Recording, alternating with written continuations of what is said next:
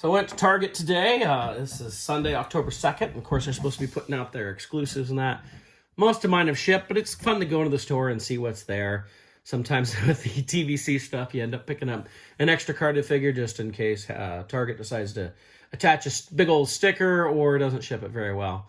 But I saw this. This is the Mission Fleet. This is the first thing I've seen that doesn't say Boba Fett ship. It now says Firespray. Of course, we know this is Slave 1, right?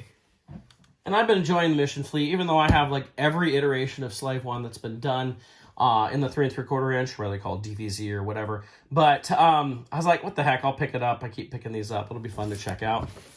Look at the back of the box. This is supposed to be full size. I know on whatever screen you're watching out, it doesn't mean a thing, right? But gives you an idea there what all we've got coming in here. So let's open up this sucker and check it out.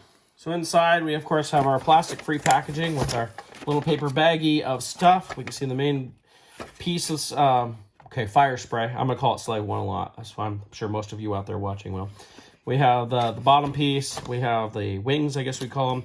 And we have Boba Fett himself.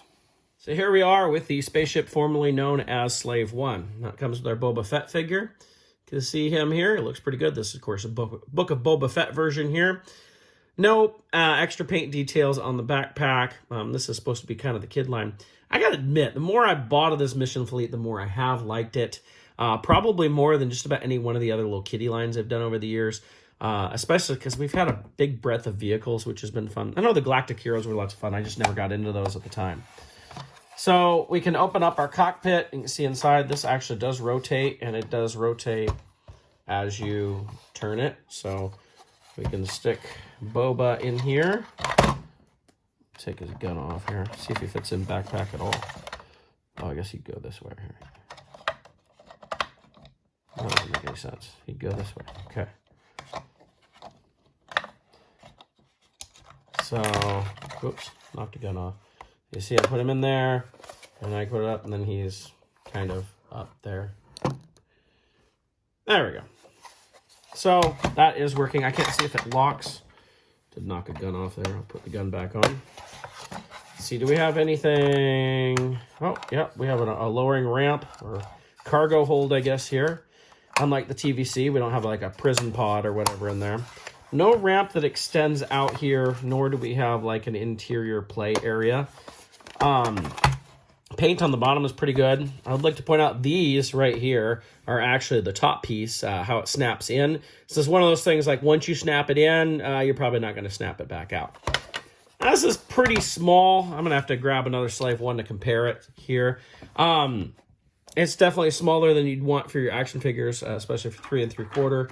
But considering we don't get a lot of ships anymore, granted, we're getting another Firespray Boba Fett starship, the ship's formerly known as Slave 1, whatever you want to call it. We're getting another one next year for Book of Boba Fett. Now, it does come with these little guns, which with the mission, this is standard for Mission Fleet, like you can place them. Like if you wanted to put them here, this kind of actually works. You know, there was those guns on the Attack of the Clones version, or Clone Wars version, like that. You could kind of have that there, which is kind of cool. You can even put them on the wings here, which is kind of nice. I don't know if that'd be the way to go, I guess. That seems like the right way, but then once you flip up, and these flip back, now they're going the wrong way, so I guess you want to flip them around there. But it's kind of cool to have some guns up on the wings and everything there. It's kind of a neat idea. And obviously, there's play value with this. Now, the wings do move together, but they don't alter this like the vintage one or anything like that. All in all, it's a pretty cool ship. It's pretty nice.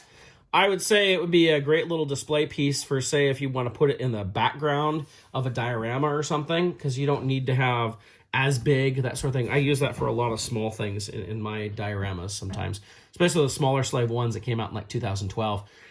So it kind of works that way, and it's just a fun little toy. You know, a lot of people are going to be like, this is dumb. Oh, these guns like to fall off.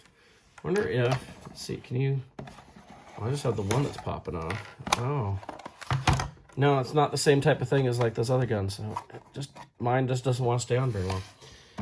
So, you know, it's, you know, I think these go for about $40. which, you know, it's funny. You think about the Power of the Force 2 Slave One. What was that, $25, $30 back in, of course, 25 years ago.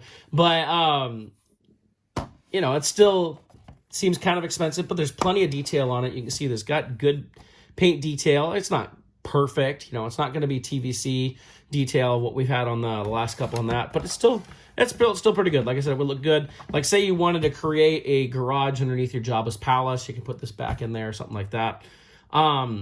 But beyond that, you know, probably most people are going to skip it anyway.